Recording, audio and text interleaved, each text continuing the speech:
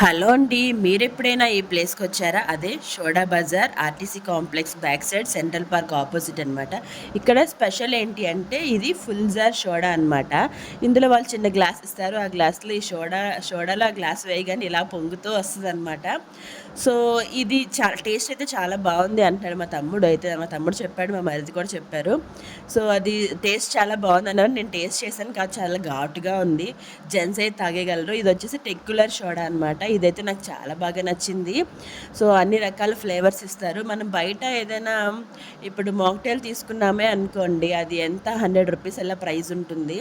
But ఇదొచ్చేసి cost చాలా reasonable అండి. టెక్యులర్ soda వచ్చేసి రూ. 40. నెక్స్ట్ ఫుల్ జార్ సోడా వచ్చేసి రూ. 30.